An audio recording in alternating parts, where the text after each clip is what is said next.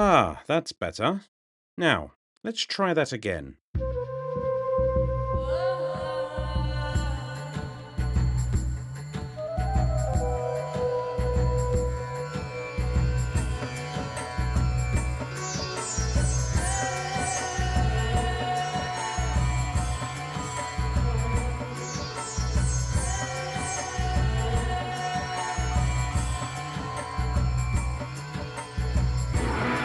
Ladies and gentlemen, hello and welcome to the 131st episode of the Retrotopia podcast.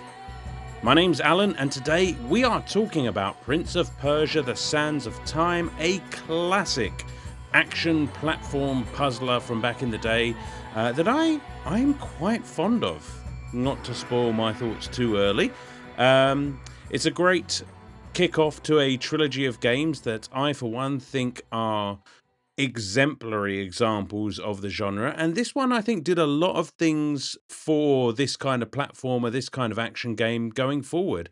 I think you can see a lot of its DNA in a lot of the games that come out these days, so I don't think it's too much of an exaggeration to say it's quite an influential game, but maybe I'm just biased.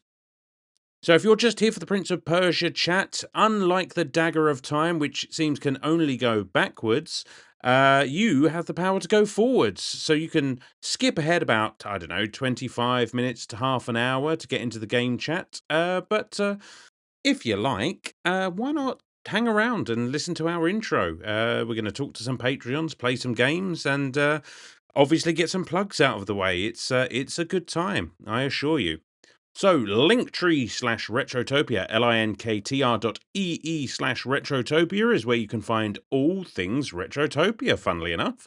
You can find all of our socials. You can find our merchandise page, either TeePublic or Dashery. I've never been able to figure that out, but we've got some really cool designs. I just got one myself recently, actually. I got the 2026 logo on a trucker cap, and I've been wearing it proudly ever since. It looks cool. I don't think I look cool, but it definitely makes me look a bit closer to being cool. So there we are. You can also find our Discord, which we always like to encourage people along to because we're building up quite a nice little community there, and it's a fun place to be. You know, some good conversations going on there with some great people, and we'd love to have you on board with that.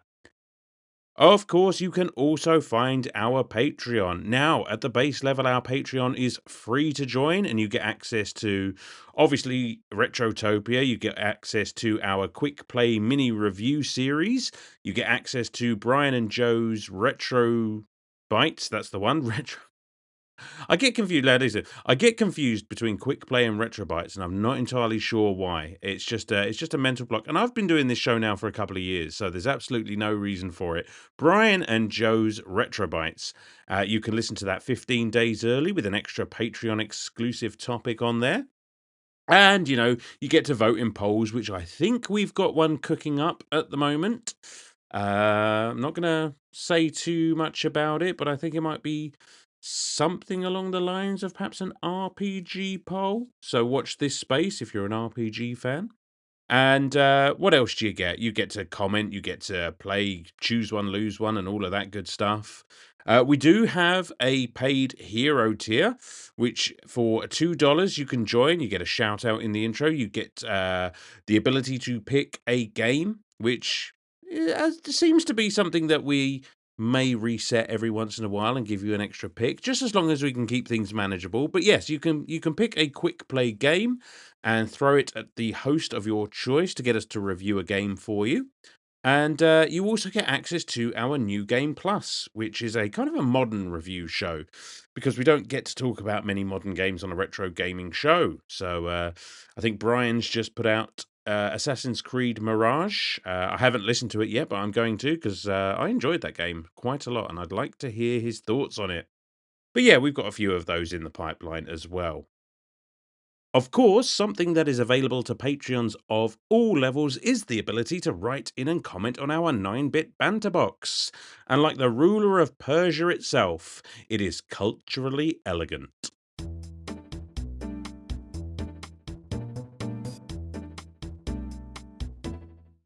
Okay, let's have a look in the bag and see, or in the box, I suppose it should be. Let's fuck that up right out of the gate. Let's have a look in the box and see what you guys have come up with.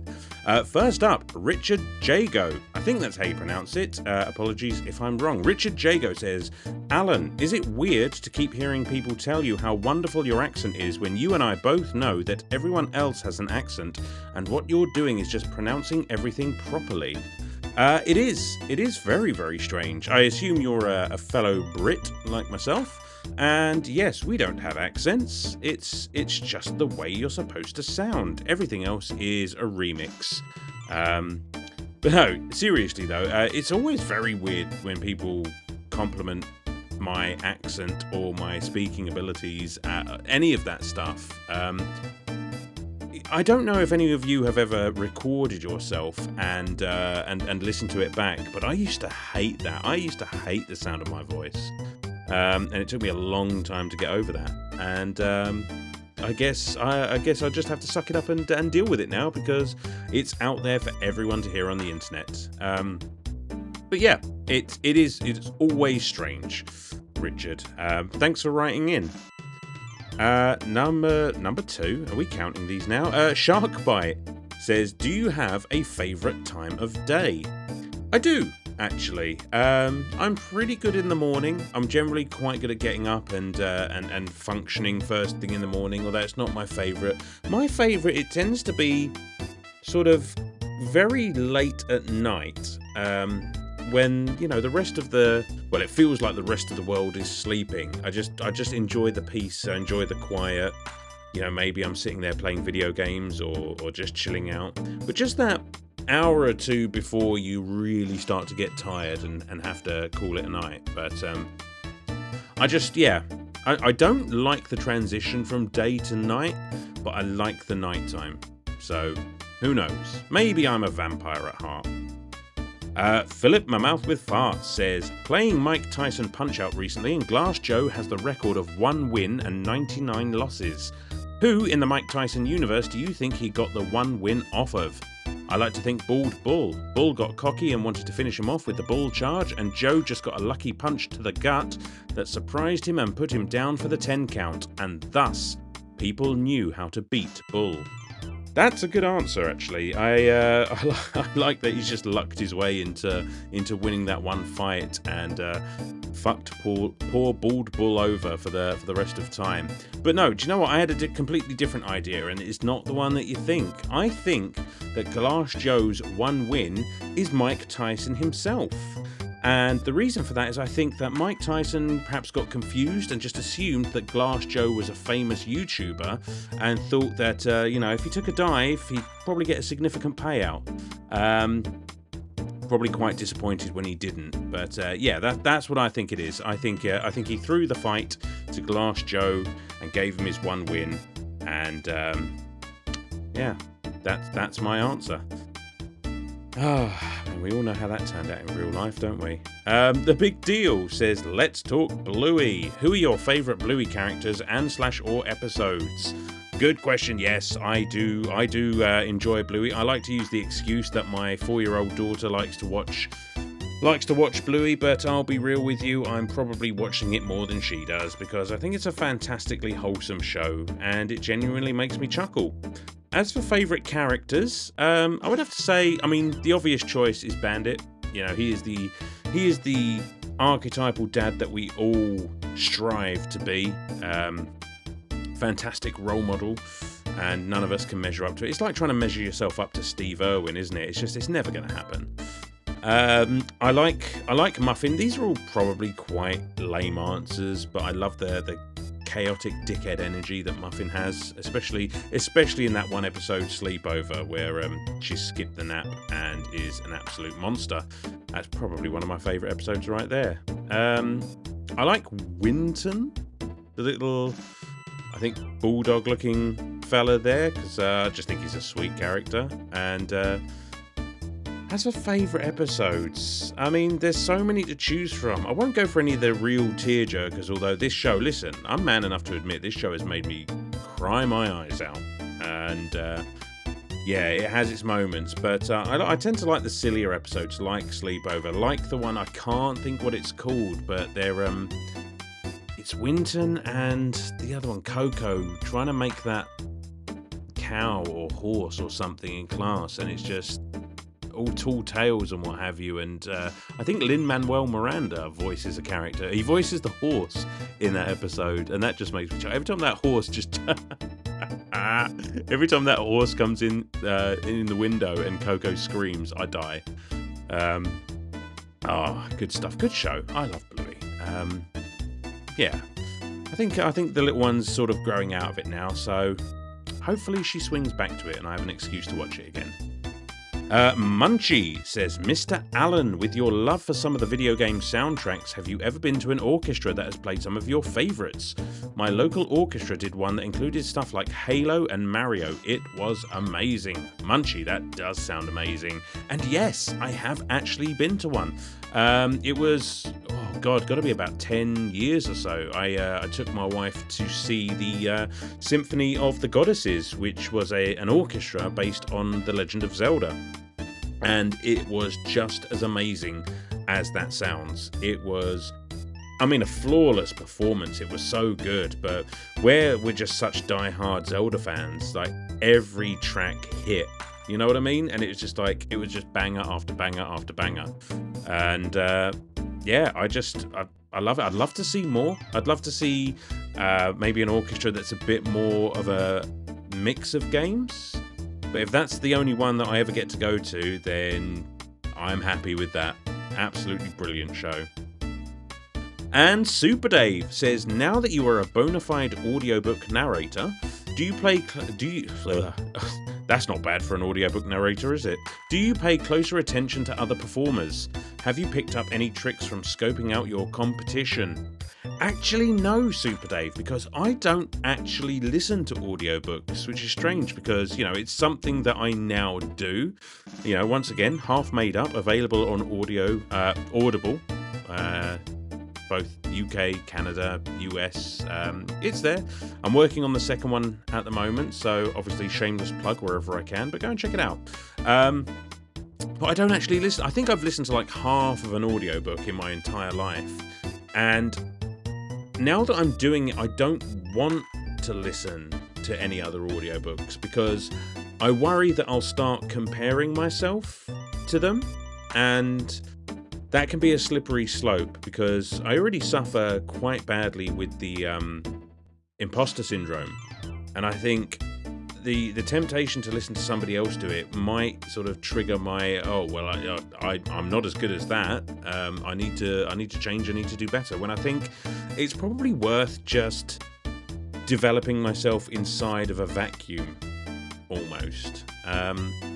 If that makes any kind of sense. I don't want to get bogged down with what other people do. And I think that's a good bit of advice for just about anything. Sure, you can take tips, you can take inspiration from other people, but don't get hung up on what other people are doing within the same sphere. There's always going to be someone better than you. There's always going to be someone worse than you. But just do your thing. Carve out your own path and just see where it gets you. I didn't think I'd be doing podcasting 3 or 4 years ago. I certainly didn't think I'd be doing audiobooks. It was just a pipe dream, but here I am. So no, I don't pay attention to what anyone else is doing, and just work on yourself, if that helps. And that's it. That's it for the 9-Bit Banter Box. Thanks everyone for writing in. Let's move on. And just like the prince learning the consequences of his actions in the sands of time, I'm about to learn you guys the consequences of your deepest desires in Choose One, Lose One.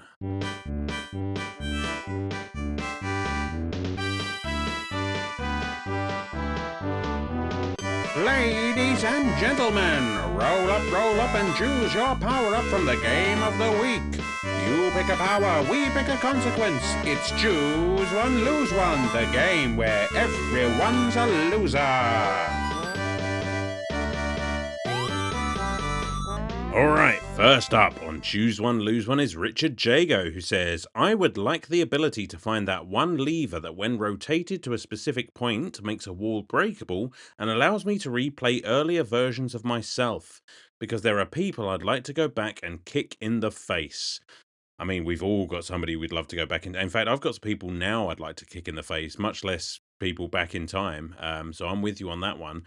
I feel like you're bending the rules slightly, Richard, because this feels like more of a, with a Prince of Persia warrior within question, but I'll allow it. Yes, you can go back in time and kick somebody in the face. The problem is that you've now disturbed the timeline, and as we know, you now have to spend the next 7 years being chased by an unkillable smoke demon monster called the Dahaka, and you never get a moment's peace. Oh, I hope that kick in the face was worth it. I hope it was, because now you're forever on the run. Philip, my mouth with fart, says, I just want to be a handsome beast like the prince, all rogue and mysterious. Well, Philip, I can hardly ruin something that you already have, but I guess I'll do my best. Um, so you get your wish. You are very attractive. You are also rogue and mysterious, and you are so mysterious that nobody ever knows who you are, and nobody ever sees you. So you're a handsome beast, all right, but you're so mysterious that you're seen by no one. So it's kind of wasted. Ah, that's a shame. Old Man Gamer says, I want the power to be a prince and then murder my father and take my rightful seat on the throne and become king of all the land. Yeesh. Are you okay, Old Man Gamer? Just asking. Okay, fine. You can be a prince and engage in some good old-fashioned patricide. The problem with that is that, I mean, as we know from various mythological tales, is that patricide is more or less a cycle. So, yeah, you get your wish, but eventually you'll get yours, because the son that you raise as your own will eventually turn on the father and kill you and take over and rule the land. And then his son will rise up and kill him and take over and rule the land. And then his son, and so on, and so on, and so on. It's kind of a Zeus and Cronus thing. Um, yeah, doesn't end well for anyone, except I suppose for Zeus. Never mind. Next up is, and I've lost my place now, it's Supercalifragilisticexpialidocious, who says, I would like my story to be turned into a movie and be portrayed by Jake Gyllenhaal. I like that movie. I do enjoy. I think visually it actually looks pretty Prince of Persia. The problem is, okay, you have your story turned into a movie. The problem is your story doesn't really perform all that well, just like the Prince of Persia didn't, and subsequent sequels have now all been cancelled. So your story ends with the movie, and you get nothing else. So I think I just killed you. Um, I don't know. I'll have to check with Old Man Gamer. Munchie says, I would love the power to slow down time. Tasks would be so much easier. They sure would, and you'd get a lot of time to do them as well, because you got the power to slow down time, but you said nothing about being able to take it back to its original form. So you've now slowed down time and you are stuck in your own time stream. So everyone else is moving very, very slowly, and you are moving very, very quickly, and you can't ever get things back to the way that they were. So you're going to get a hell of a lot done, and I don't know. Again, probably die by next week. That was a shame. I feel like we've only just gotten to know you. And Super Dave says, if I could scale buildings and run along walls like the prince, no one would catch me. Uh, okay, Super Dave, you can have your powers, and I'll try not to kill you with this one. I feel like I'm on a bit of a rampage at the moment. I'm going to make it so that you live out in the countryside, and there are no buildings, and there is nothing that you can scale, nothing that you can have the ability. You have that ability, but you've got no way to use it. You're going to live on an island, a desert island, and I mean, nobody's going to catch you because you're all alone on a desert island. But you're not really going to get to play with your parkour abilities. So sorry about that. And obviously, you're on a desert island, so you'll probably starve and die. And there we go. that's it for Choose One, Lose One. Thanks for playing, everyone. If any of you are left standing after that, then we're going to move on to our next section, which is, of course, the Gentleman's Interlude.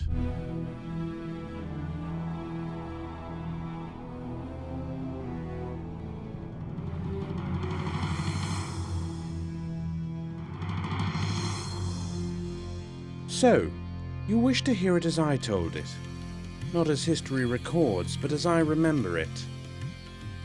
I am the Prince of Persia, and this is not how it happened. Or rather, this is how I once believed it happened. It began with war. At my father's side, I stormed the Maharaja's palace, eager for glory, blind to consequence. There, I found the hourglass and the dagger, a weapon unlike any other. It called to me, promised power. I was a fool to listen. The vizier, yes, him, he whispered lies and I obeyed. With a single reckless act, I released the sands of time. In an instant, all was lost. The palace fell silent. Its people twisted into creatures of sand. My triumph became ruin. But I was not alone. Farah, daughter of the Maharaja. She did not trust me. She had every reason not to. And yet we endured together, step by step, across crumbling halls and treacherous heights. We fought to undo what I had done. You see, the dagger granted me a gift, or perhaps a curse. I could rewind time, correct my mistakes. No, that is not what happened. I could try to correct them. Not all errors are so easily undone. As I recount this, know that even my words bend to memory. Time is fragile. I have learned this. The tale you hear comes from the Prince of Persia, The Sands of Time, brought to life by Ubisoft and shaped under the direction of Patrice Désilets. It was first told in November 2003 across many lands and platforms. In the end, I reached the hourglass once more. I faced the vizier. I made things right. But here is the truth I alone carry. None of it ever happened. Not for them. Only for me. Is it weird to anyone else just how British the prince is in The Prince of Persia? I mean, that said, probably one of the easier gentleman's interludes I've ever done. Just kind of strange. Anyway, before we get into talking about the Sands of Time, we like to hear what you guys have to say about it. So, Munchie says, loved this one. Although, and I know it's blasphemous, I like the second one best because of the chase puzzles and the boss fights. Munchie, I don't disagree with you. I don't think that's as hot a take as you think it is. I mean, if you put a gun to my head, I might actually prefer Warrior Within as well.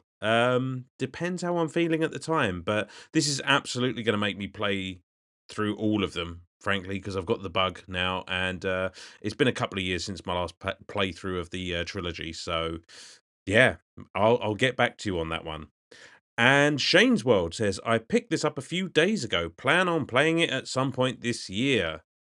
Sooner rather than later, I hope, Shane's World. And obviously, it is a very old game, so we do talk some spoilers in this episode, so beware of that. But maybe we can convince you to move this up your gaming backlog. Alrighty then, without further ado, thanks for writing in. As always, guys, we love hearing from you. Keep it up. It's always a good time. But we're going to talk now a little bit of Prince of Persia. So, fill up your water bottles from whatever basin full of fucking moldy old water you can find, and make sure your pockets are stuffed full of that sweet, sweet sand, as we talk Prince of Persia, The Sands of Time, released on 28th of October 2003 for the PlayStation 2, Xbox, and GameCube. Thanks for listening, guys. Enjoy the show.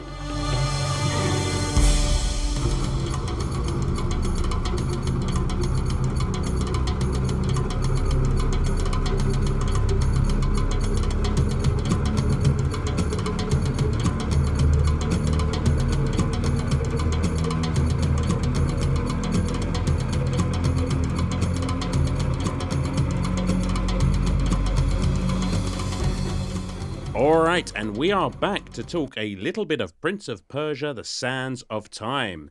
And with me, as always, on one side is the sneaky vizier who is always trying to steal me sands. It's Brian. And on the other side, the buxom companion who is inexplicably always shooting me in the back. It's Sam. Guys, how you doing? Fuck yeah. Good. Yeah. Lovely. I'd rather be a brazier than a vizier. A brazier than a vizier. I got literally halfway through that word, and I was just like, I can't actually remember how to pronounce that. It's vizier. I'm pretty sure it's vizier. Fucking Vizier. Jafar.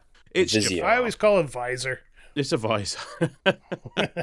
Maybe that's why he's so pissed off, and he's trying to Because it's just a shortened version of advisor.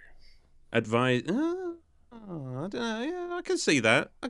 I'm making that up. I have no idea. No, but you know what? It probably sounded right. convincing, and I am convinced. And this thing has been in a fucking mess right from the start. So let's rewind and try again, just like we do in Prince of Persia: The Sands of Time. Guys, any history with this game? I know what mine is, but I'd like to hear from you.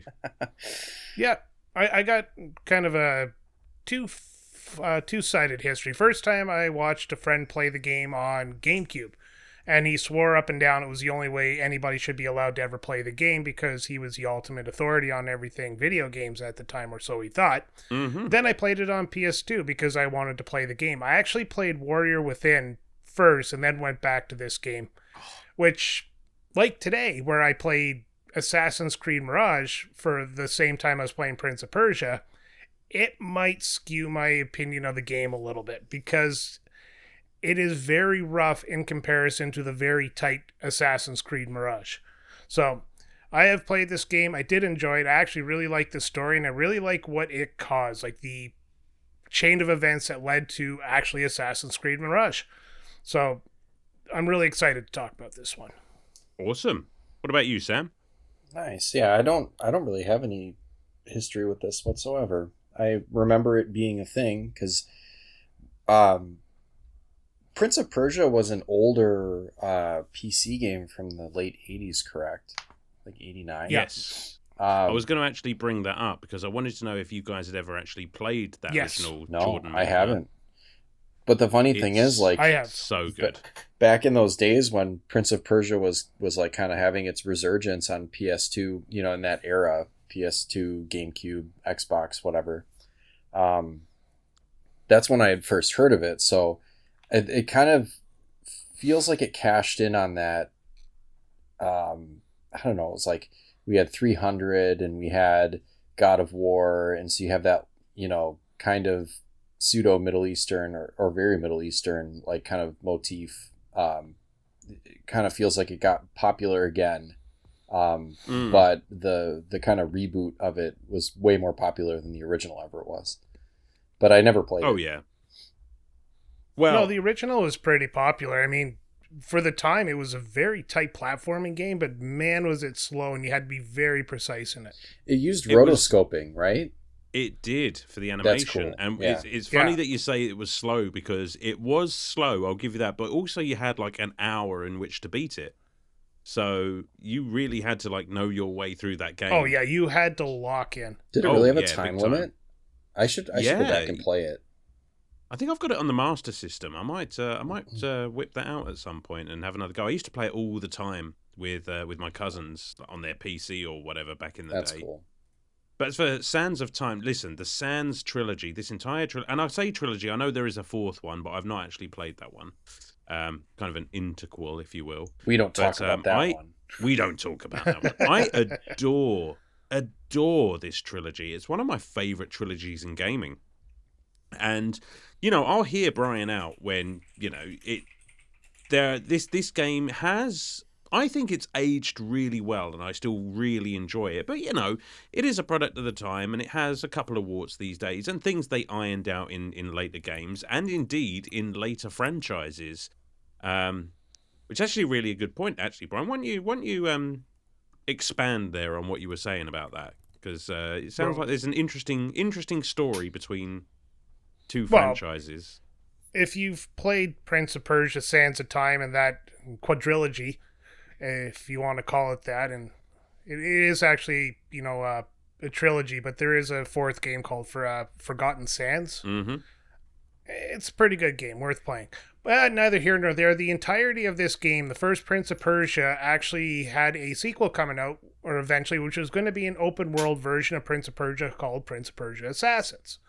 And that ended up evolving into what we now know as Assassin's Creed, using that parkour that you get in Prince of Persia, but in the open world environment that you had in the first Assassin's Creed game. So this can almost be deemed some sort of prototype of Assassin's Creed, but I'm glad that they decided to branch it off into a new IP rather than continue the Prince of Persia, because the Prince of Persia, you're in Persia, really limits where you could go, whereas Assassin's Creed has taken us around the world.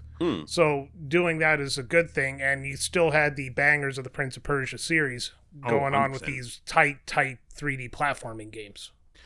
But again, with that first Assassin's Creed game being very much set in the Middle East, like there is a lot of that Prince of Persia DNA that you can see when you play that first Assassin's Creed game, and when you play Sands of Time, like you're like, yeah, I can see how this became Assassin's Creed. It's a really cool little bridge between the two. They both have the same mechanic where if you try to jump from a platform to another platform, you end up flying to your death.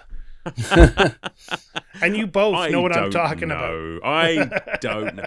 Well, I mean, why not? Listen, we're jumping around a bit, but let's jump into the gameplay, because since we're already there, I mean, the parkour is obviously a huge part of this game, and I think it works really well. I mean, I found myself less.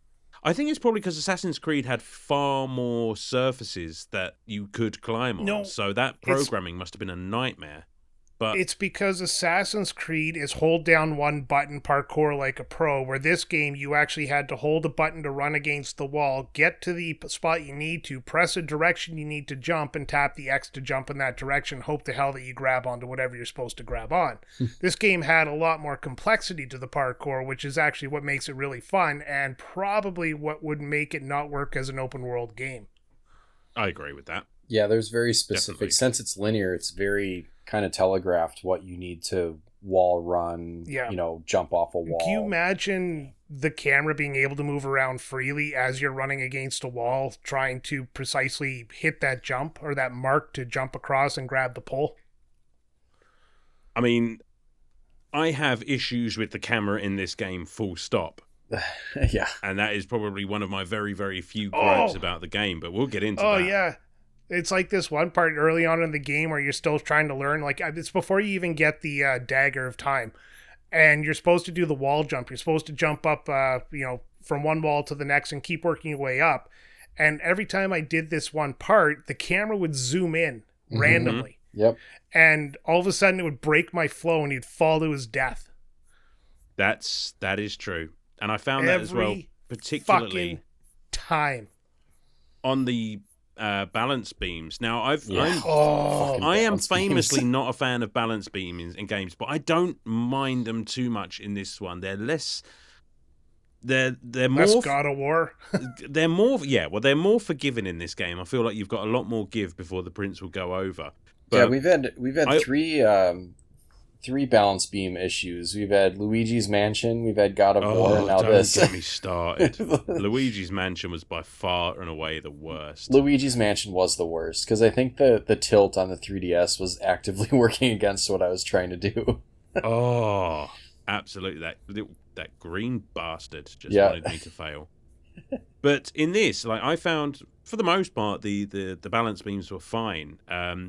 But I would find that, particularly not so much the beams, but the walls, that when you're climbing across the top of the walls, if you would fall down on one side, the camera would think it was being very, very helpful by swooping round into a certain position. Yep. But you're already trying to get the prince back up onto the wall. So that camera turn instantly would have you literally reversed. So you'd end up jumping off. Yes. And, I found that, like, that's a bit of a sticking point for me.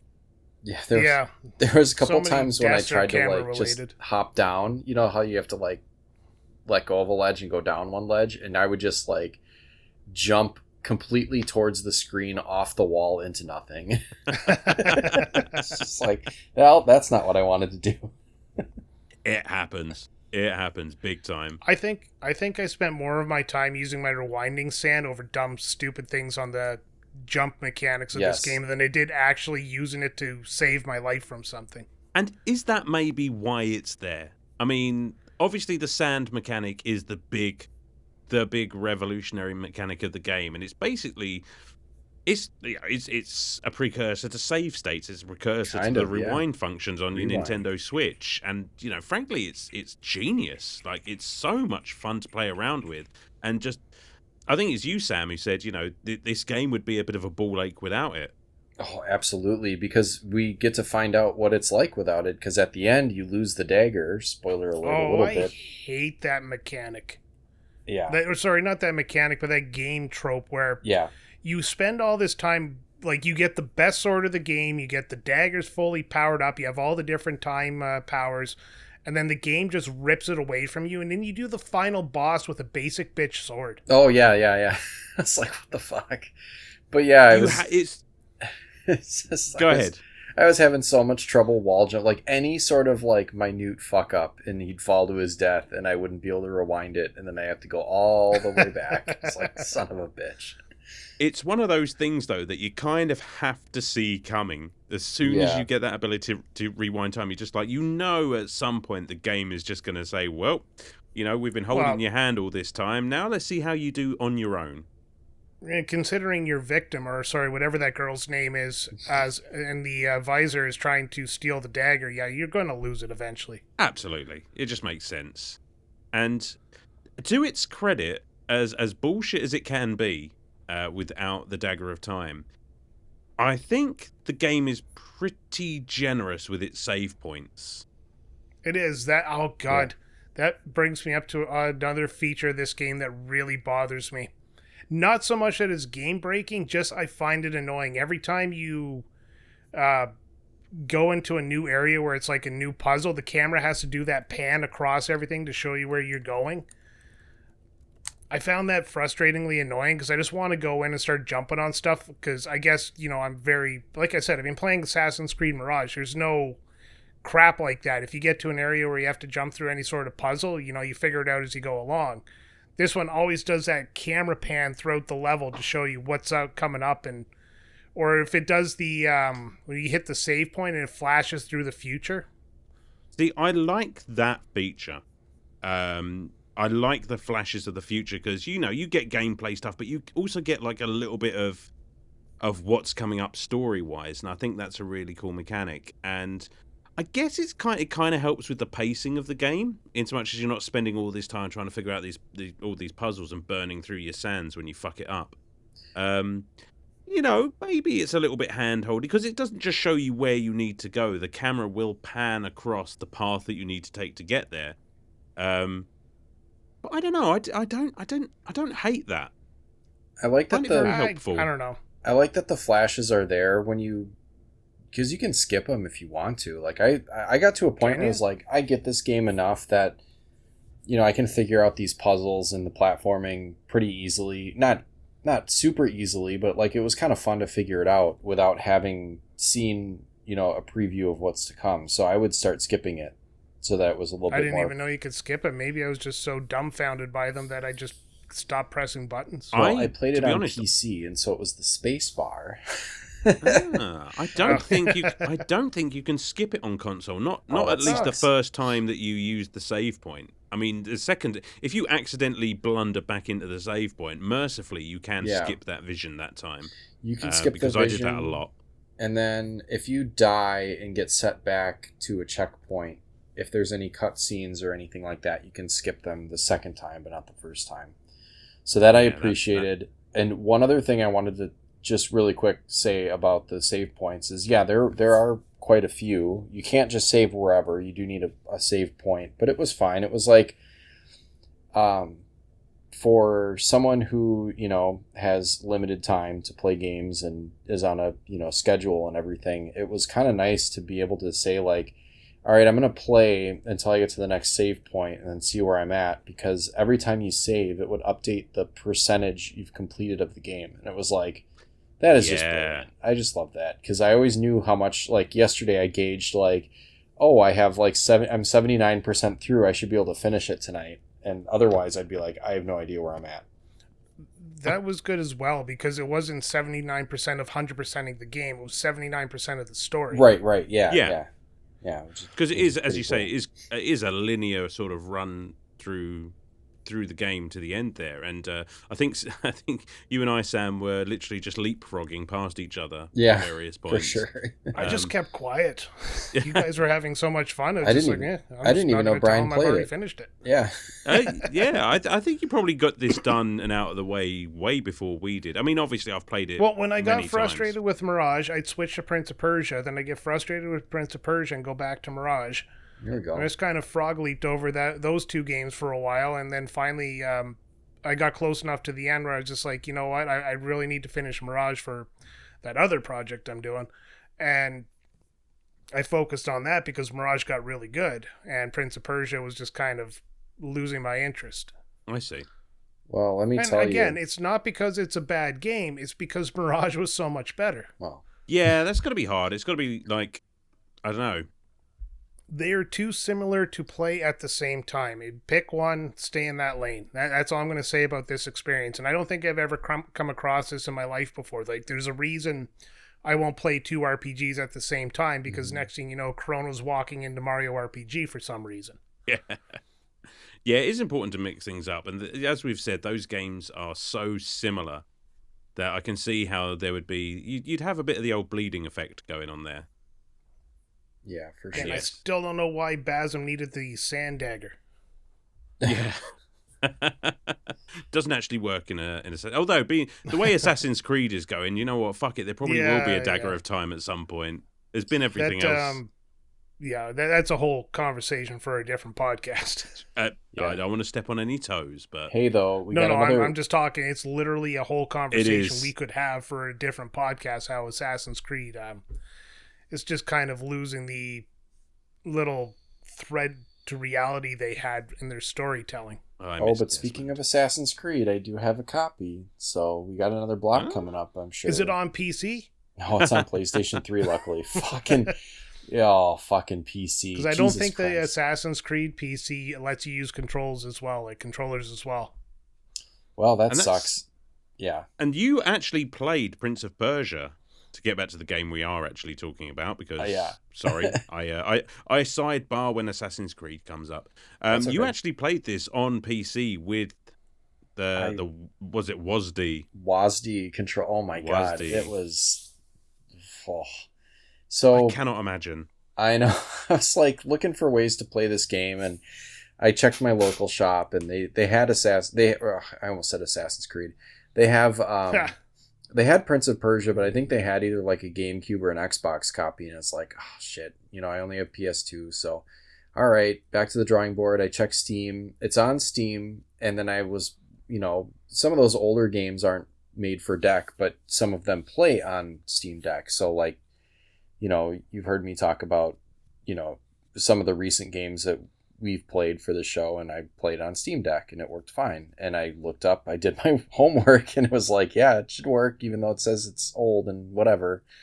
And I booted it up on the Steam Deck, and it was just hot garbage. It said that it was supposed to pull up some sort of keyboard for when you need to use the keyboard, and otherwise everything was mapped, and it was just not. So I was like, fine, Audible, I'm just gonna pop open the computer and play it that way. And oh boy, is the controlling rough. So I was constantly complaining about not only the camera, but the controls. And that's where, like, Brian, you didn't say much, but Alan was like, I just don't have this problem with the controls. It's like, I'm having so many problems, because the game was designed for that analog stick that all the consoles had. And a PC, like when you're using WASD controls, it's fine for when you have a mouse and you're in first person, but when you're trying to, like, I had trouble even getting him to change direction when he's hanging on those like bars, when you're trying to swing around the bars and jump up. Like, sometimes you had to flip directions, and Yeah. he just wouldn't do it. It's like, what the fuck is happening? Like, I can't get the angle correct for him to turn around in this situation. Or like we mentioned before, like trying to drop down onto a lower ledge and just like completely jumping right off the freaking like instead of hopping down to this very obvious ledge, I'm just gonna jump off into nothingness. Like, fuck this, I'm done. That's something that could happen with controllers anyway. That's true, but No, it just the there was thing too is, much going on. Yeah, I do actually have this game on Steam, and I have played a little bit of it because I like bought it back when Steam sales would give you giant packages of games. Yeah. And this was like the Ubisoft package, and I think I was going for one of the Assassin's Creed, but it was like cheaper to buy this package of 1,000 games than it was to buy the single Assassin's Creed game. So I was like, I like Prince of Persia, so I gave it a shot, and I immediately stopped.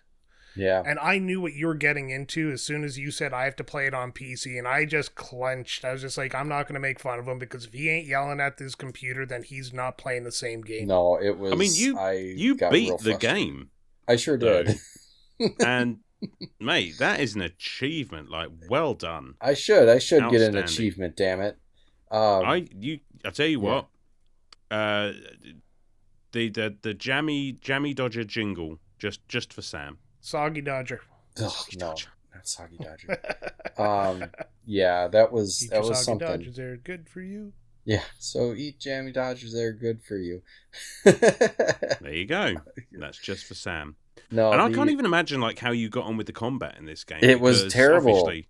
It was so bad, and I don't know, but honestly, like we should talk about the combat because, I mean, it is very like, okay, now you're going to have this section where you're doing a platforming parkour thing, and then once you get to the top or you get through whatever this section is, there is a very distinct like, this is a battle section and you have to fight these weird zombies. And thank God they didn't try to combine them. Thank God you didn't parkour halfway up the level, then fight a few guys and parkour the other half. Yeah, I do appreciate that. They did like sometimes throw like bats or like flying creatures at you a little bit, but they were for the most part fine. Can fuck all the way off to hell and then fuck off a little bit further. Yeah, there was one section where they were particularly tough, and I got like knocked off and had to redo a section. So that was pretty annoying, but I didn't find them to be too bad. The bats were just irritating because you had to let them kind of come close to you and then swing. Yeah. And I noticed that whenever you got them down to like 3 or less, then they would fuck off. Yeah. With the regular person-to-person combat, I found that if you did the dodge in front of them, you would roll over top of them, and you'd be behind them, and you could hit them a few times and stab them to get the sand, because you had to not only knock them down, but you had to stab them with the dagger to keep them down. Yep. Yeah. And that's all I would do. That was my entire fighting. It actually got repetitive and sort of boring, to be honest. Yeah. Because it would just roll over the guy, swipe, swipe, swipe, stab, roll over the next guy, swipe, swipe, swipe, stab. And you can't be hit, or can you? I can't remember. I don't think you can be hit while you're absorbing the sand out of the guy, but I think there is a window where you can be hit in the animation of him doing it. Yeah, which is annoying in itself. If the enemy is already in their attack animation when you do that, you will get hit by it. But by and large, if they haven't done that and you're using the dagger there, they'll generally wait for you to finish, which is nice and polite of them. Yeah. But yeah, no, I mean, I can understand the combat. I like the combat in this game. Like, I find it fun. Just like the rest of the game, the parkour, I find it quite fluid. I will admit, it is a little bit on the basic side, and that is something that they do very much improve in Warrior Within. But yeah, by and large, for a lot of the enemies, you're right, you can just do that sort of jump over them, and you get basically 2 free hits on the way down, which will knock most things over, and they're now prone for a good backstabbing. But there are enemies that you can't, so I appreciate that there's other techniques as well, because you have to plant off of an enemy to jump over them, and some of them are just like, well, no, fuck you, they just bounce you off of them. The problem that I had is, sorry, no, go ahead. Just real quick on the flipping over, like the problem that I had was like, yeah, some of the enemies very clearly you could just flip over and knock over, and then that was that, but there were some when they would mix them up with the ones that you couldn't, like the ones with those like pikes would slap you out of the air. There was no targeting system, which really kind of mess things up because I could never really tell who I was locked onto, especially since the enemies would tend to, they could teleport around, which was bullshit, and then they could surround you. So like if I'm trying to get into position where I'm like focused on a certain type of enemy or a certain enemy, then all of a sudden I'm surrounded by a bunch of them and I try to leap over the one I want, and then it turns out I'm not facing the right one, so then I get smacked out of it. And then once you're down, they can hit you when you're down too. And if a bunch of them have started their animation, like I'd get it where I was on the ground, I got smacked down, and then like 3 of them would like start their animation to just hit me with their pike, and it was just like I can't do anything even if I jump up. Like that's a motion, it takes time, because you could stay on the ground if you wanted to. You have to actually actively roll up. Yeah, it's just like, oh, so some of that got like really irritating to me. I think it's proximity based. I think you basically lock onto the nearest thing to you, and as you say, if you're completely surrounded, then it's pot luck. Well, right, and they're teleporting around. Do they do that in the console version where they're just like they can just like zap out of existence and come? Yeah, I didn't like that. Yeah, if you try and bail out of the fight, they will sort of just teleport in around you. Right, and a lot of times it's not like I was trying to bail out. It was just like I just want to get into position and work on these enemies in an order that works for me. And then it was like, no, fuck that. We're gonna reshuffle the deck as soon as you move. It's like, okay. Don't get me started on freaking whatever her name was. Farah. Help! Yeah, Farah. It's like, oh god. There was a point where she was safe, like, because she'll sit and occasionally she'll send an arrow and hit an enemy that'll help you a little bit.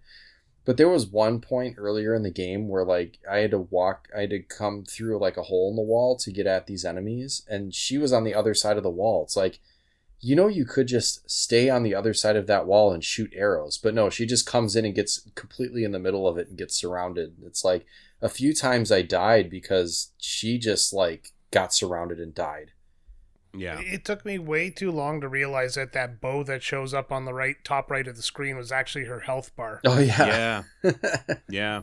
And the thing is, as well, is like she does absolutely nothing to try and get out of the way. So, like, she will literally just stand.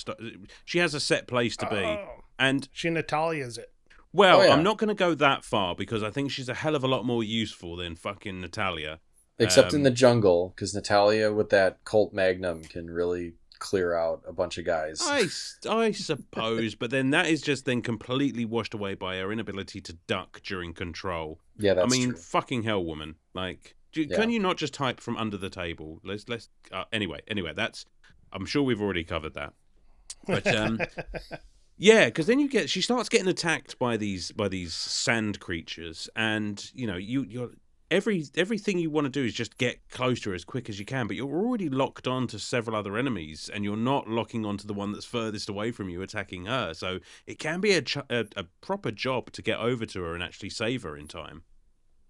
Yeah, there were times when I just had to scrap an entire, and there were points where like the enemies just kept coming. It's like, how many are there? You'd clear the screen, and then you would never know that you were done until it made like a show of the prince putting his sword away. It's like, oh, okay, now the battle's over. But it's like some of those were just like, okay, they keep on coming. Like, how many are there? Like, it's over challenging sometimes. So like, because you get pretty far and then get killed or whatever. And at points, it's like, well, now I'm just bored because like I kind of want to go back to the fun parkour stuff, and I'm just sitting here like fighting enemy after enemy.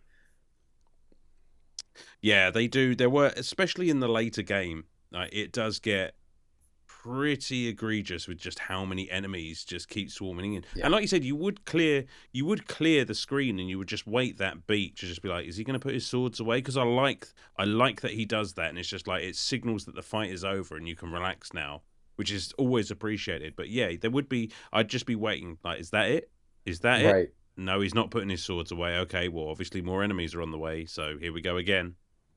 Right. I could have done I like that there was plenty of fountains to heal with. That's true, too. Yeah. The prince, it's not even just fountains as well, though. He would, this dirty bastard drink out will of the toilet if it was available. He'll drink whatever. Drink out of a urinal if it was there. That might be what some of those fountains were. Just like, those are just piss troughs, and he's just like, I mean, Listen, I've been over that entire castle and I did not see one toilet, so something's going on.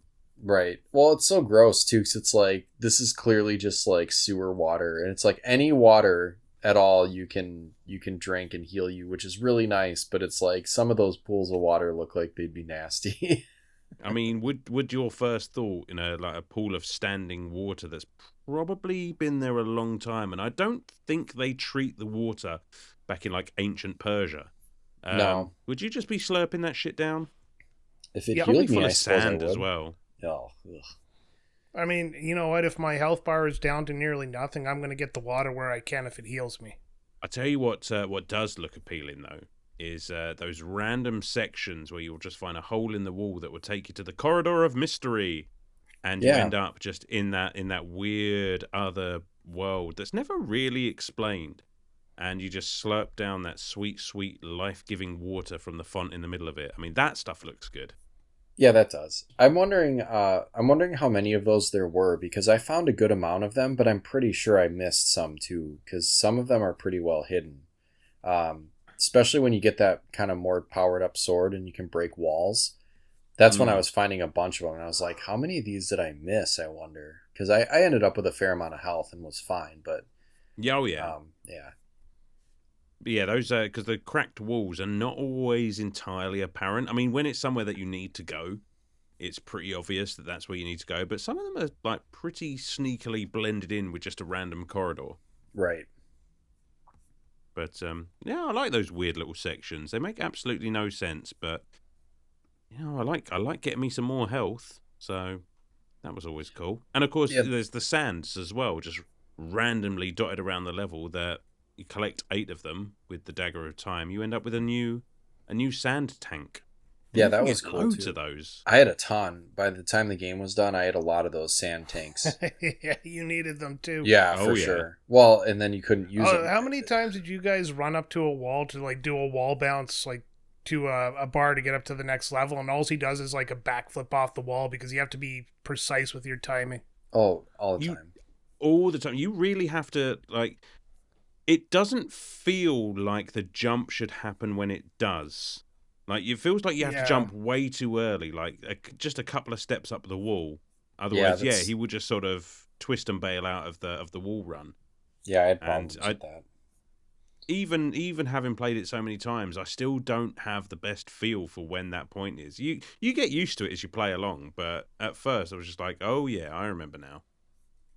yeah, dick. This bullshit. God, there's so many little bullshitty things that really should have turned me off of the game, but the rewind mechanic really, really is the only reason this game is playable. Because if you fuck up a jump or you miss a wall run or something like that and you plunge to your death, which is hilarious because later on in the game he falls from the top of a tower through into a grave or something and he survives it. But yeah, Hmm. 5 foot drop off of a wall, he dead.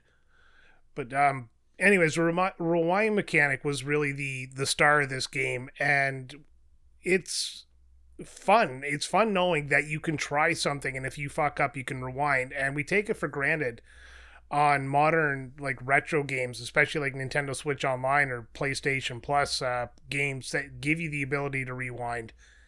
But this was considered like groundbreaking at the time. Like no other game I can think of really did this, Yeah, No. and as a core game mechanic. And it was just interesting that the game actually had to remember what you had done up to a certain point, so it had to save your gameplay for like 5 seconds in its memory. So I wonder how they managed that, considering the limitations of the hardware at the time.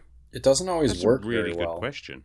Yeah, really, yeah. I don't know how they managed to pull it off, but I know it didn't always work the way that you wanted it to because I would get stuck sometimes. Like I would even use it like if I was a lot of those battle sequences, like I was one hit away from dying and would finish it with one hit left because if I got randomly, if I caught a stray from someone who I couldn't see, I would just rewind and then do something different and then end up. But there were times also where I didn't have I didn't have enough sand in the sand tank or just like it just didn't it didn't rewind to the right point, or it ran out of memory or something, and I would just like only be able to rewind to the point where he stood up and then died again. I think there's something to be said about, like, if you, because it would happen to me, especially when I'd panic with it, and you would just rewind a little bit, and then you try, and then you can only rewind, I think, to the last time you rewound. So if you've done too short a rewind on the first one, you can't then go back past that point. So you would just keep getting yourself into the same position. I think that's probably what happens there, because it sets the rewind back to wherever you sort of did it the first time. So you can't ever go past that. That makes sense. This is like that time travel trope there, where you go back in time, like the Futurama one where Fry's falling. Mm-hmm. I think it was like the last episode, but Fry's falling, and he sets the time watch to go back, but it always brings him back right to before he was falling, or like right as he was falling, so he can never end that loop. Oh, you know what? I don't think I've seen that episode. I'm going to have to check that out. I love a good time travel story. Love it. Yeah, the professor develops a time machine that goes back 10 seconds. Oh, that could be handy. Well, there's also that Rick and Morty where he has like a rewind thing, and he like completely like fucks up his life. The Morty one. Yeah, there, he gets the like one a where save. he like has like, the save point. Yeah, it has one of the best story arcs of the entire series, where he does that thing where he falls in love with the girl and the plane crashes. And yep. all things done in the up style, where there's no dialogue at all. It's all shown visually, and then it's just like heartbreaking. It really is. No. Yeah, it really is. Again, that must be after I stopped watching it. I don't know. I think I only watched a couple of series of that. Yeah. Why would you stop watching? Because time. It's nothing that. Yeah, it was a good show. I just ran out of time to watch things. Started I'll a let you know which podcast, one it is. and yeah, I appreciate that.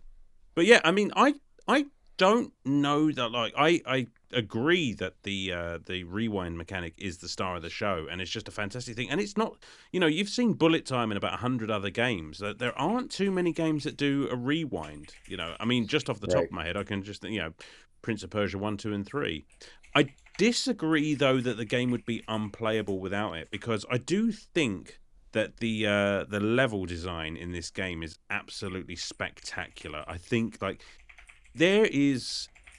I found no glitching, no like clipping or anything or whatever, and everything just worked the way it's supposed to. The wall running, the jumping, the flipping around is so fluid and so fun, and I think that kind of speaks to like how well they designed this game. I mean, sure, you can meet some bullshit and die, and save points are plentiful. Well, yeah, but you don't go back very far. You're pretty close to the last save point 9 times out of 10, so you can just try again. So I don't think it would have been harder, sure, 100%, and maybe a little bit more frustrating, but I still think it would have been very playable. I think having that rewind really helped because I did have some weird glitches and stuff with the PC, and that might just be because of the PC version, but it really helped that it was a feature of the game that I would stop playing the game if I had to go back to the last save point every time I missed a jump. Yeah, that was the part that didn't feel great. Like, okay, so I just didn't press the jump button at the right time, and now I have to go all the way back to the save point. That's what irritated me about the end, without having the rewind or whatever, the sand dagger. That part sucked. I guess I just see it as another level of challenge on a game where you've been doing the same thing the whole way through. It's nice that they've sort of, because I could hear the argument that you could sleepwalk through this if you just had to do the same thing over and over. And there is repetition in this game. I'll give you that. I just like the fact that they wake you up at the end to say, right, you're on your own. Good luck to you. Yeah, remember all that stuff you worked really hard to get and find, and those puzzles you solved and the level ups you've done? Well, fuck you. Well, that's just gaming 101, isn't it? They like to strip you and just let you just try. But it's one of my my least favorite mechanics in gaming is when they strip you of everything to make you do something that's artificially hard for the sake of saying, well, look, you've beat this challenge, like Metroid Zero Mission did that. Right, and it's kind of like God of War, where they shoehorn you into that two-handed sword. If you don't like that, then you know. Yeah, I guess. Kiss its ass. It's no, Blades of Chaos all the time, every time, forever. Not for me. At least until the Leviathan X comes along, but that's for another day. Yeah, so I think we've covered a lot to do with the actual gameplay. I do like the different swords, especially that last sword you get. I was about to mention that one. That thing is a beast. One hit killing things all over the shop, like especially coming after a section where you didn't have a sword. It's just like, and again, it's that Metroid Zero mission thing, like when you get Samus's suit back and you're just like, all right, fuckers, like shoes on the other foot now. Let's see how this goes. It's very satisfying. The thing I found cool about that was you go from, you have that weird dream sequence, then you lose your sword and the dagger, so then you have nothing, and then you have that moment of panic because the only way out of the room where you wake up, it has like 3 enemies in it. It's like, now I got nothing, and there's enemies that are, trying to get after me. Luckily, luckily you get through and you have that puzzle and they're not dealing. I was like, oh my god, am I gonna have to do this puzzle while trying to deal with these enemies with no weapons? Right. And I didn't clock that the sword that was on that pedestal that you pick up was any different. I was just like, oh great, okay, I have a sword. I'm still missing the dagger, but okay, we're gonna move on. At least and that's you got fine. a sword. But then it's like you get up to that platform where you can see that there's enemies up there. It's like, all right, I'm gonna have to take care of these enemies, and there's no booby lady with the arrows, and there's no time rewind. So I guess we're gonna see how this combat goes. And then the first swing, you're just like, oh, buddy. Yep. It's like, oh, we are cutting through them like butter. We are cooking with gas now. I was just like, oh, I think we know who's in charge here. And I just like proceed to mow them down.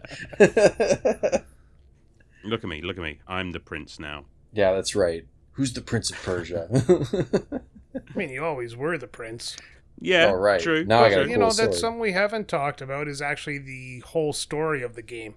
I was getting to that. Don't worry. No, you weren't. If you were getting to that, I wouldn't have had time to mention it. Now let's go. Chop to it. I've got a list of things in front of me. Again, I'm making lists now. I'm pretending like I know what I'm doing. And look, story/premise is on there. Fair enough, it's at the start of the episode, so we missed that, but it's still on there. And I was going to circle back to it. We were already back. Exactly. I'm just rewinding time. We're going to start the episode again. I like this. I like the story of this game. It's not the most, certainly when it comes to Prince of Persia, it is the least complicated story in the entire series, because going forward, the prince's meddlings with time get fucking Doctor Who levels of convoluted. But yeah, simple enough.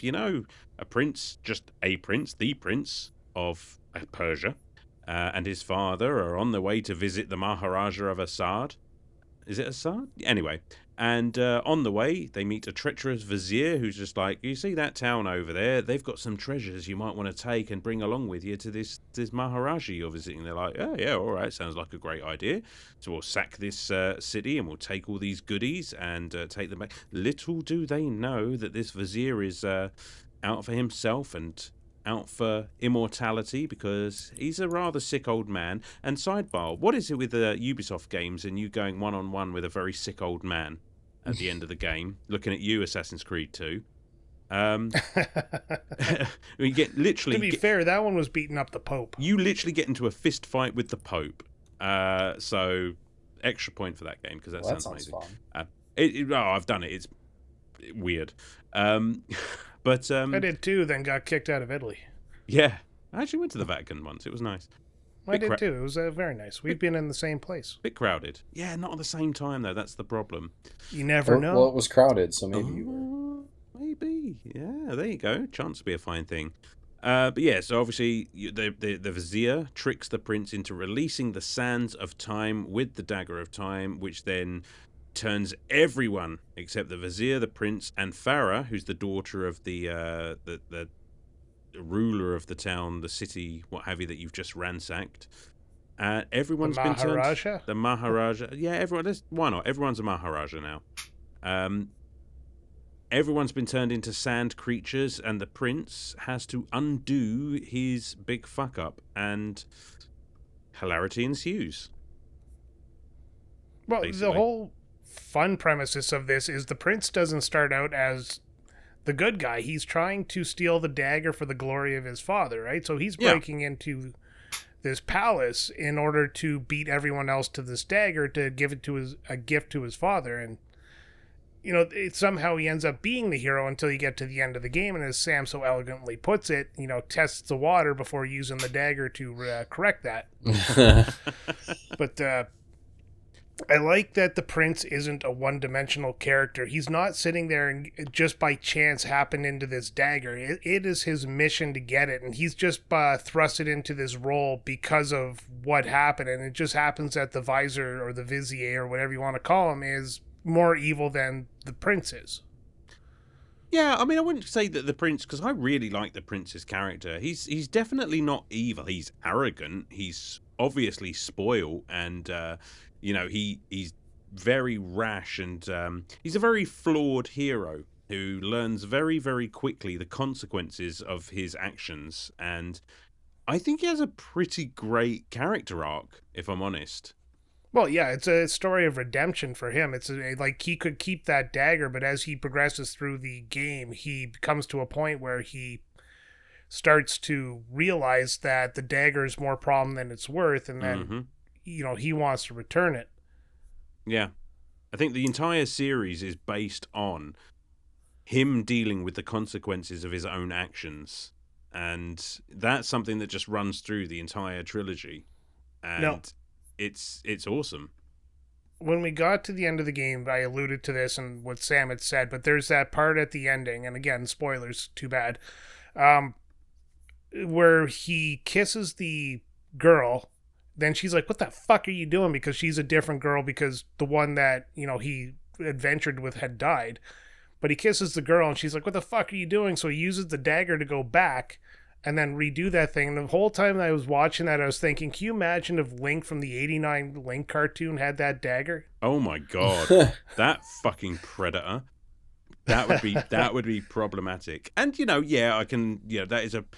it is a problematic ending to that, but at the same time it's just like it's very within the character of the prince. A guy And who's it's also he's in the used- context of the time, that thing that wasn't actually considered bad. It was considered a romantic gesture that went wrong and he undid it. But, in 2026 talk, that is literally no-go territory. It's a little so Pepe Le Pew of him. a little bit. Yeah. A little bit. Yeah. But I mean, what did you guys think of the ending? So basically, obviously, the goes through this grand adventure. He does lose Farah along the way, gets back to the hourglass, and using the sands of time, performs basically the grand reset or the grand rewind that takes inexplicably everything back to before the battle where they seized all of this stuff in the first place. Yeah, And- it was right before the visor signaled his father to attack the Maharaja. Curiously enough, before the sands were even released, which is going to be like seems like a weird paradox. I mean, It does, doesn't it? Like, yeah, because if he had never released the sands, would all that event have happened to get him all that knowledge that he can release the sands? Like, he's Marty McFlying it because he knows what's going to happen based on the events that he experienced, and he's not affected by time. Well, I mean, that is basically the plot of 2 and 3, in a nutshell. But it's just, I always found it curious that releasing the sands is what causes everything to go haywire. You would assume that basically undoing that release would take them back to the moment just before they were released. But no, you go back a little bit further. And what I really, really like as a narrative choice is the fact that the entire way, and it's a great feature of this game, the prince is narrating the entire game as if he's telling you the story. So every time you pause, he'll just be like, should I continue the story? Every time you save, he's like, I'll continue the story from here next time. Or, I do like that. He's wandering around talking to himself and actually admonishing himself for talking to himself at times, which I think is fucking brilliant. But at the end, you find out that he's actually snuck into the palace and is telling the entire story to Farah, who obviously has no knowledge of the events that she was a part of. And I thought So that was genius. so does he tell her that he kisses her without her consent at the end and was like, and then I rewound time to make sure that it was fine. He might have, but you can't hear him because the audio is so I low in know, the it's like speaking parts. It is annoyingly Yeah. low. I never I remember actually- that being a problem, but it's Oh, true. It was Yeah, like I turned my TV up and then the sound effects almost blew my speakers out. And then he starts talking again. It's like, and it's like, what the fuck? So I went through the settings. You can't adjust like the voiceovers versus the volume separately. So you're kind of fucked on that account. Yeah, I just Yeah. there came a point where I just kind of gave up on trying to understand what was going on in the story because I just wasn't hearing any of the information. And so I'd say maybe halfway through I was like, I don't really know what's going on anymore, and I don't really care. I just know that she's Because on the same time you're trying to listen to this voiceover, you're either getting attacked or trying to focus on where you're jumping to next. right. It seemed particularly bad in the cutscenes. Like that was where it was at its worst. And again, like my overwhelming memory is not of having trouble with the sound, but true enough, like it was so very quiet. Yeah, there was no And- way to adjust it either. It was just like I just can't hear it. And like I wasn't gonna continue to try to strain to hear it or whatever. I was like, I guess I'm just not gonna hear it. This is the exact same problem I had with Fear. I just could not hear what was being said. I mean, again, like I knew the story going in, but I can see how that would be an issue. Oh, I think Fear's problem laid in the fact that the sound came from specific points in the level, where this one was just poorly No. dubbed. No, I'm talking No? about the guy who was actually in your intercom or in your Oh, comm yeah. link. I could not Yeah. hear him for love nor money. You And played on the PS3, right? Yeah, sure did. Yeah. Yeah, they've said they had audio problems on that one. Yeah. So it's a shame. I mean, because the music in this game it's fantastic. It's the same thing we said about God of War. It's just that grand, sweeping, dramatic tabla drum, Yep.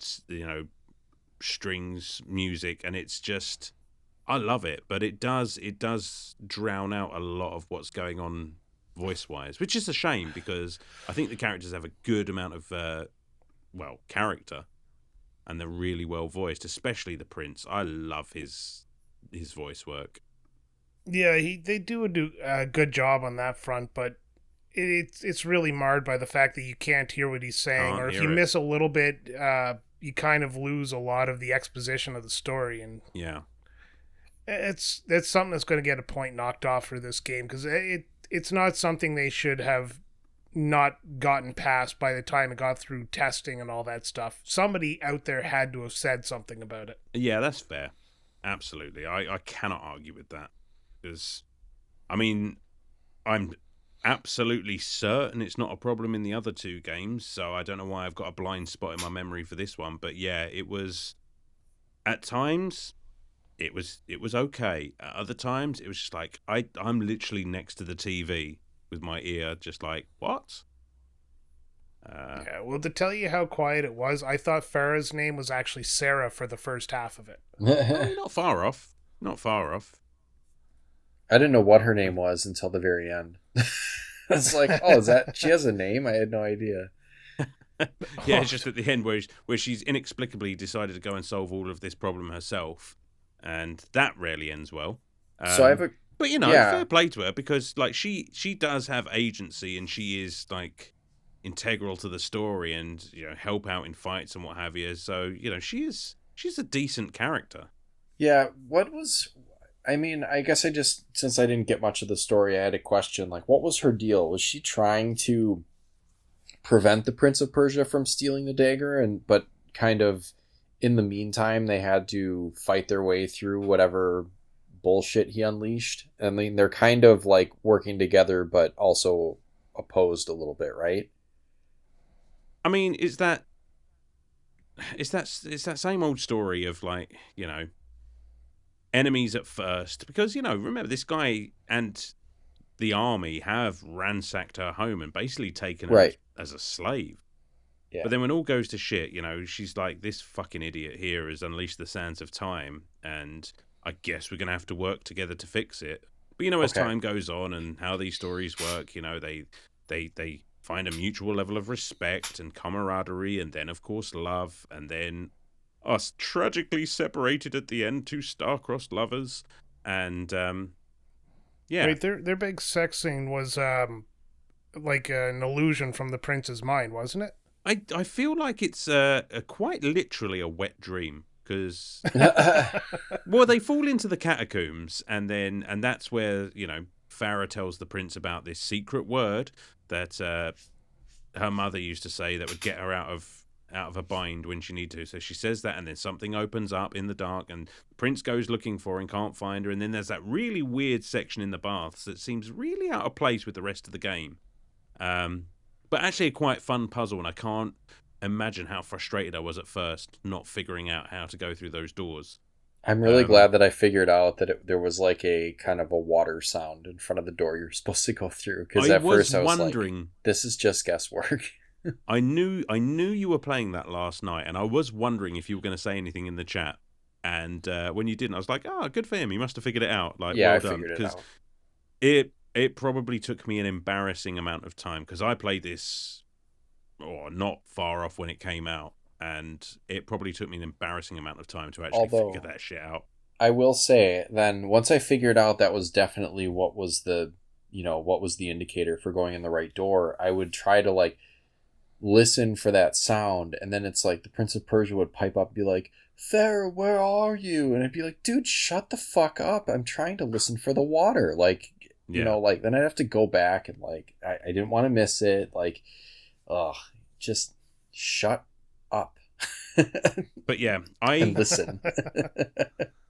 It's a very memorable section, but I have absolutely no idea what's going on in the grand scheme of the story. Like, does it happen? Doesn't it happen? Is it a dream?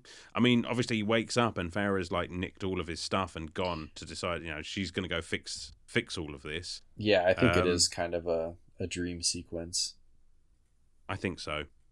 Because really, like, you have that, point where they're in that kind of tomb area, and then all of a sudden she disappears and you're looking for her, and then you find her, and then you wake up and you're back there. I don't think he ever left. No, but then the same could be said for those weird areas where you get the health upgrades, because she says he's not gone anywhere, but I've got the fucking health upgrade to show for it, so I must have gone somewhere. Yeah, there's some sort of like otherworldly thing going on there. Yeah. You know what else I thought of? Just one more thing I wanted to talk about with Farah that I thought of while I was playing it, because there is kind of there are kind of some sections where you do a thing and then she has to go do a thing so that you can do the next thing, kind of like she has to climb through a crack in the wall and activate a switch, but she can't do that until you climb up and move a block, and then so you're kind of leapfrogging each other and helping each other through some of these sections, which I think is really genius. But she is a CPU character, and I was wondering, like, I wonder if there is a lane here or if this kind of influenced games like It Takes Two, or what was that other one, Split Fiction or whatever, where it's like you're playing, you could kind of have a co-op situation where like someone plays as Farah and someone plays as the prince, and then you have to like flip-flop, Sam, help each other. you have just because it's no secret they've been trying to remake this game for years, and I think it's dead at the moment, what with everything that's going on with Ubisoft right now. Yeah. But you have just given me the hope of a Sands of Time remake where you can play co-op and play different areas. Oh my god, how good would that be? That is what I want. That is what I want. Yeah, just imagine if they juiced up the combat a little bit and made Farah's bow not terrible. So like, yeah, she's not a useless character. Just imagine if she could be like just give her a bow, give her a dagger, and so she's not so useless on close combat. Yeah, I don't know. This game is fun because it is a single player game. Can you imagine trying to parkour two people and one person keeps falling and you only have one Dagger of Time? Well, that's kind of what Split Fiction is. I mean, like you Yeah, have but to. that game was released in 2025. Well, I know, That's what but I'm yeah, saying. I mean, if they if remake they it, they remade figure it, it I out. mean, it's a wild pipe dream that I now Yeah, have thanks I mean, to it Sam. just it did remind me of that though, like just the, you know, you're helping each other out through, you know, a room or whatever by, you know, giving each other access to different areas and You kind of working see, your way through. and Natalia would never do that. She would just walk her big fat head in front of the screen while you're shooting enemies and just get shot in the head. Especially in So DK mode. yeah, especially in DK mode. So score one for Farah. There we go. I mean, I guess Natalia does that a little bit when she hacks computers and opens doors for you, but no, she's still pretty Yeah, much out in the useless. open, they're absorbing every bullet that comes through her. Right. You big dumb sponge. Oh, I don't know. Like, I feel like we've covered pretty much everything. I mean, is there anything that you guys want to any particular bullshit sections or anything Oh, that you really liked? Anything we haven't mentioned? the one Did you every ever use any of the other Dagger's powers? Yes, what did they do? Because absolutely. Like the mega freeze or the grand freeze or whatever when you could. Oh, when you Oh stab with it? no! Well, there is that one. You stab an enemy and they'll turn to basically sand, and you can one or two Yes. shot them. But there is the ability when you pull block and the dagger's powers, and you'll freeze every enemy on the screen and then teleport around the arena, one shot in everything. It only lasts as long as you've got sands, Fuck. but and that's why I didn't want to bring that up for that God lift damn it. section that I That could have definitely been know you're so going to mention. useful. There's an elevator, of course, because Yep. what would have beat him up oh, you or gotta any, have an you elevator. gotta have an section. elevator. Yeah, so that I think was the most egregious, where I was just like, even Natalia, or not Natalia, shit, even Farah says like, where are these guys coming from? Like, yeah, no shit, there's No, too the many. biggest question is, did they invent elevator technology back in the Persian days? Like, how Yes. the hell does that thing work? I want to know. It's A That's the system. biggest mystery of it all, right there. Is why the fuck is there an elevator in this palace, which is just seemingly bigger than it originally looked from the outside? It's a system of weights and pulleys. wibbly wobbly timey wimey. But But yeah, yeah, that that section sucked ass because not only were you're in an enclosed circular area that the camera hardly moves around in, and then like that's where I was getting just absolutely surrounded and ping ponged by these guys that would just like, you know, okay, so you're trying to concentrate on a certain type of enemy, and then different types of enemies are um, teleporting in and surrounding you, and then also stupid Farah is standing up on the up on the pedestal or whatever, the little area on top, and then she's getting surrounded, and half the time I would die because she died. yeah, that's where that freeze comes in handy, mate. Like, I almost didn't remember I had it as a power, but for some reason when I got to that elevator I was like, oh shit, that's a thing that I can do. And you can literally clear half of those forces out and just cut that fight in half with just that one move, because you by then you've got however many sand tanks. Like, it's a lot by that point, so you can do some damage there with that move. Yeah, I would have just liked to have known that existed. That's a good point, though. It's probably a manual thing, because I don't recall. The game shows you that you can do it in those flashes, but I don't think it explicitly tells you, or if it did, I missed the instruction. Yeah, I I wish did it would have too, been a but little I was clearer. using a walkthrough. Yeah, Ah, I didn't use a walkthrough at all or read any manuals or anything. That would probably have been helpful. or used a control pad. Yeah, not yeah, that would have been it. You can okay. That would have been the instructions. Don't play on a PC. You can buy something for your computer that puts like a little analog stick on your WASD keys, and then it acts like a micro analog stick. So you could have always bought that. I guess, but I'm still just sometimes it just seems like, even a true analog stick has more directional kind of capability than even, it's basically like playing with a D-pad when you're playing yeah. WASD. I mean, the mouse control does have some influence on, so if I had trouble turning a certain way or facing something to do a parkour thing, I would have to like rotate the mouse around because the mouse controlled the camera.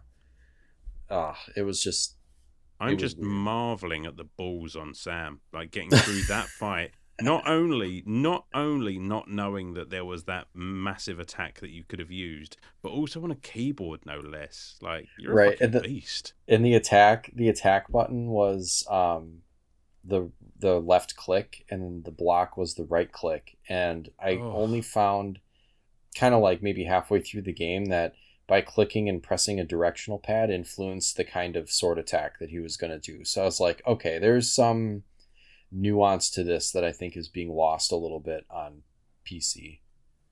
yeah, Oh yeah, well, it is what agreed. it is. It was fine. Brian, you got anything else? Nope. I think we're ready to wrap up. I think we're ready to wrap up. In which case, Sam just had to go. Brian, why don't you kick off with your wrap up for us? Okie dokie, sir. Then I guess I can say that I actually really liked this game back when it first came out. I especially liked the game because I do like these kind of puzzle platforming games where the goal is to get through a room using a series of jumps and bounces and kicks and stuff like that. And the rewind mechanic made it fun for a game that otherwise could be very, very frustrating. Uh, the story is pretty good for a first game of a franchise, and the story just keeps getting better throughout the entire franchise. And again, this is the kicker or the kickoff to Assassin's Creed, one of my favorite franchises. So the parallels between those two franchises really makes me have a good nostalgia boner for this game. But that's where the big thing is right now. Like I said, I was playing Mirage at the same time I was playing this game, and it feels very, very dated. And that's what's probably going to affect its score the most is how dated it actually feels compared to its predecessor, or not its predecessors, its sequels and the spin-off franchise that it inspired. But it's still going to get a good score because it is still a good game. I agree the music is fantastic. The combat is a little bit repetitive for me. Like I said, I found the golden move that let me beat all the enemies as quick as possible. I don't like the trope where you lose all your abilities for a little bit after having spent the game working to get them all. And I'm not going to be ranting too much about this game. I'm just going to give it a score, and I'm going to give it a good 8 out of 10. Because this Nice. is definitely a game you should play if you like this genre of game, kind of like you should play Splinter Cell if you like stealth games. This game is basically the reason why this style of parkour, combat game genre exists. Not the first, it just did it really well, and the mechanic of the rewinding time was, I wouldn't say it's like the only game that ever did it, but it was pretty big for doing it the way it did it. And yeah, so 8 out of 10, that's my score. Good stuff. Yeah. I am Brilliant. losing my voice. No, you're hanging in there, buddy. You're doing a great job. Sam, what about you? Um, this was a pretty neat game. I'm glad that we started here because I don't know that I've played anything that with this much of a parkour mechanic. But I'm really happy that it was linear. Um, it really kind of helped because it allowed me to just enjoy that game mechanic for what it was, and I really did like figuring out some of the puzzles were a lot of fun.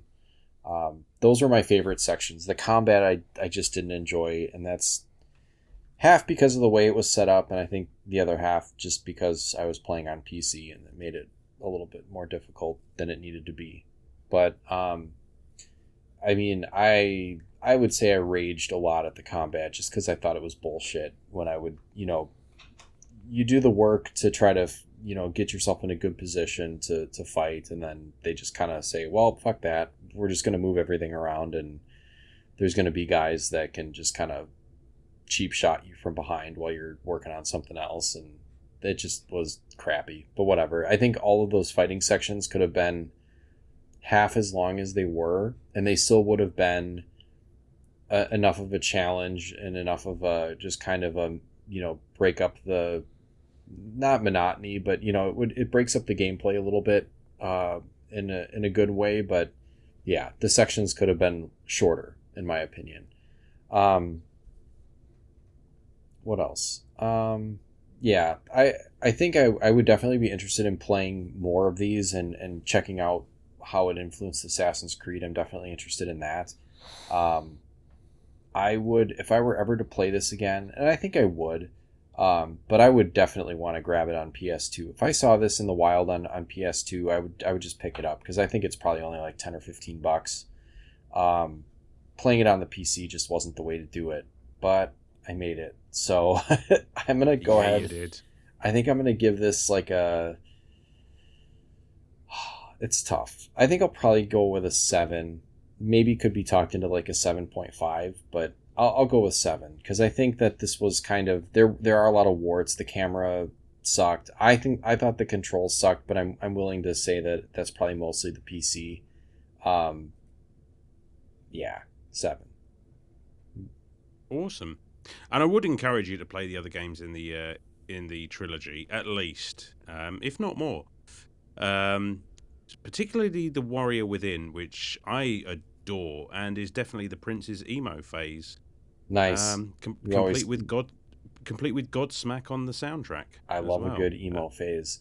I really Yeah, think that this series deserves a collection, and it sucks that there isn't one. But like, how there easy should would be it a be for modern day them? one. There Yeah, should it's be. I mean, there was one back on the PS2, yeah. but yeah, I'm down with that. They I mean, should. They should. I guess I'll just give my final thoughts. And I think I've pretty much made my love for this entire franchise pretty well known. Like, I adore these games, all three of them. It is something that every couple of years I'll just throw in and work my way through all of them. They're not without certain bullshit sections. There's always going to be 1 or 2 points in the game where you're just like, oh, here we go, this fucking thing again. But overall, I think it's an incredibly well designed, flowing, and solid gameplay experience. Like, the parkour is just wonderfully fun and just really fluid. And if you do fuck up, you've got that rewind, and you can just pop yourself back a few seconds and just try that jump or try that wall run again. And I mean, it is a gimmick, but I think they tie it into the story spectacularly. It is sort of a MacGuffin that you can use to help you play the game, but it's also the basis for the entire story, which is a really neat trick. Um, Again, I love the characters. I love the prince. I love it. He's just such a dick to begin with, but you can tell he's got a heart of gold underneath there, and it does come to the fore as you play through.